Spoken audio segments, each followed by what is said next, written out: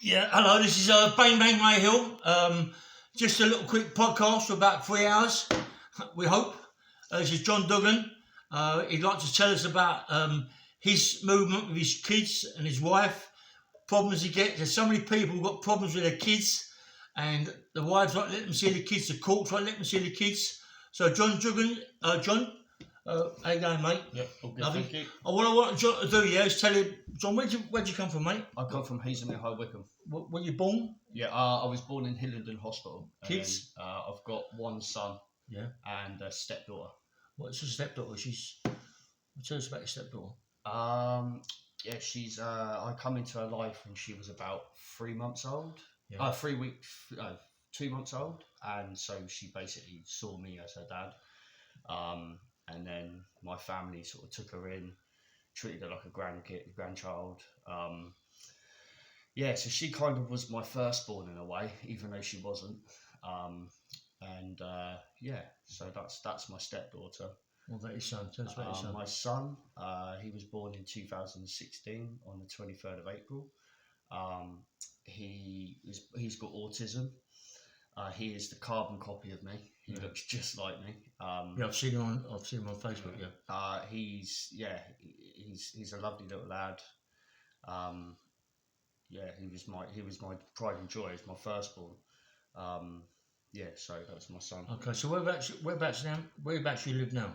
I'm back in Hazelmere with my parents. Okay, yeah. So tell us about your parents. My parents, my dad and my mum, they're very respected in the community. My mum was a brown-owl leader for 30 years, a dinner lady for 10 in the local school. My dad was an air traffic controller at Heathrow Airport for 40 years. Yeah, they originally are from like Stoke Poges, Slough Ways, and then they moved to Hillingdon, and then they had my sister and me, and then they moved to Hazelmere. Okay, so tell me about your mum and dad. What are they like with your kids? Fantastic. My kids absolutely loved them. Every time we went round there, they were so happy to be there. They'd always run up to them, cuddles. My parents would take them out. They would take them shopping. They would buy everything for them. They were just typical grandparents that just tried to do the right thing. Well, just tell me about your life, John. Without me interrupting, tell me about your life from the age of 16. Tell me about your life. Go on. Tell me what you like. I left. Have you been in trouble with the police? Tell me everything. Just tell me everything, John. They want people to know. From 16, obviously I was a typical teenager. Smoked weed, drinking, hanging out with my friends.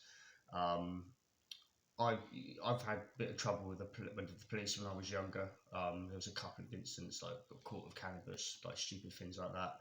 But that's literally the only convictions I've ever been brought towards me until now. I left school. I've worked all my life. The only time I stopped working was when I had to give up my job to look after my ex and both the kids because she wasn't well enough to do it. So I didn't work for 6 years, and I did exactly that. I got them to school, did all the doctors, did all the hospital appointments, made sure they had everything they needed, did all the packed lunches for school. Basically, I did everything like while I was there. So virtually a good dad. Yeah, I mean that's perfect dad. Yeah. Well, there's no such thing as perfect. Yeah. I mean, we all make mistakes, but I tried my hardest, and them kids had everything they needed. They always went to school. They always went to doctors, hospital appointments. They never missed anything. I did as best as I could. So tell me why you're here today, John.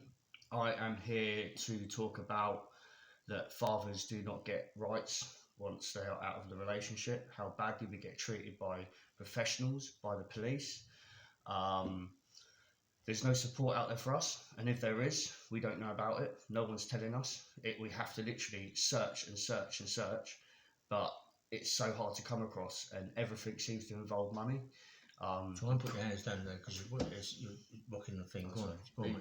The courts, the court, to take it to court, you have to pay out up to 25 grand, and it can take 3 to 4 years. So this can't be done legal aid, no? Legal aid is stopping. Okay.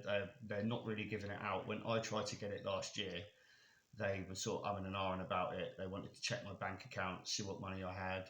etc., etc. So they're not just like, they used to give it out quite a lot, but now they're not. So it's making it a lot more harder for people trying to get to see their kids. So how many men do you think that don't see their kids? How many men do you think are in this country that don't see their kids? At least a million. A million people. Yeah, a million. Exactly the same as you. Yeah. That don't see the kids at all. Yeah. Over what reasons? Tell me some of the reasons. It's something to do with the baby mother not liking the father no more. So she's like using the kid as a weapon, keeping the kid away, just generally trying to make your life difficult. It's one of the hardest things, being kept away from your kids, especially when they're literally only a couple of miles away from you.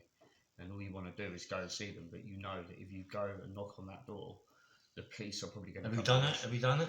No, because do you know anybody has? Yes, I do, and they've ended up getting arrested. What for? What was the charge? Aggressive behaviour, stalking, threats of violence. But it was all made up stuff. It was all stuff that the police couldn't actually find the evidence. There was no, so all charges were dropped. And this seems to happen a lot. Listen, this podcast is going to go on for quite a long time here, but there's people out there now watching this podcast. It's the exact same thing happens to them. They cannot see their kids. The wife's changed. They just changed. 1 minute everything's okay. The next day they've changed, and you cannot see your kids. The reason being is, what is the reason? We want to know why the kids can't see their dads, but they can see their mums, but they can't see their dads. Dads have just got as much love for their kids as mums have, and sometimes kids have got more love for their dads than they have for their mum. Yeah. So go on, John.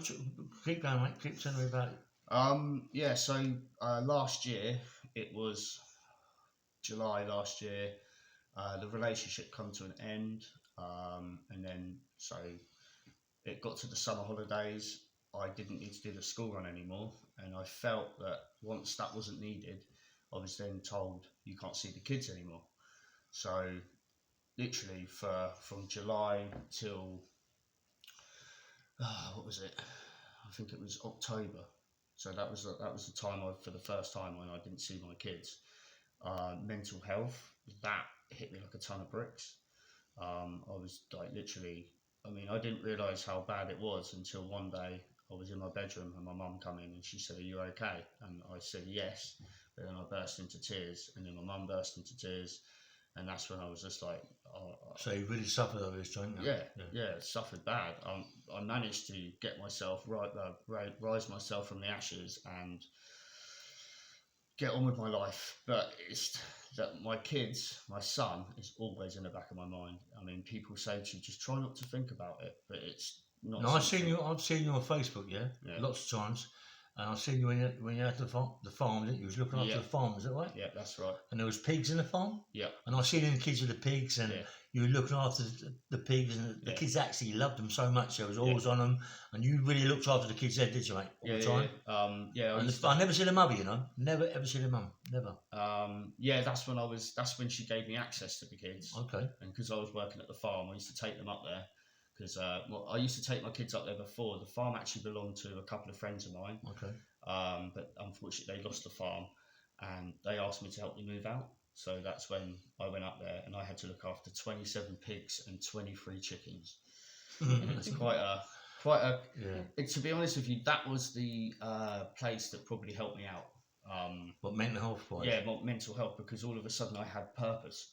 Like, I didn't have my children, but I had these pigs. I know it sounds a bit strange, but no, I see you with the pigs. These pigs. Like, 1 minute I didn't know nothing about pigs. The next thing, I was like a professional pig farmer. And I grew an attachment to these pigs. We had to rehome a lot of them.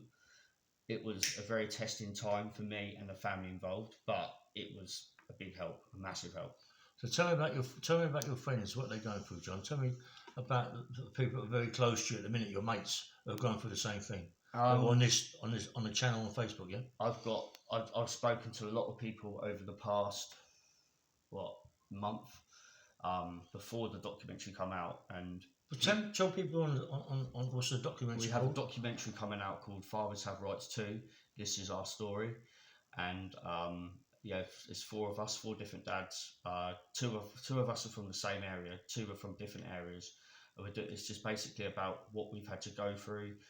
That we don't get no support, that we professionals always seem to be against us, We just done this documentary, and it comes out on Father's Day, midday, on a channel called Fathers Have Rights Too. So how many people on that? How many people on that, John? It's 4 dads altogether. 4 dads. How many?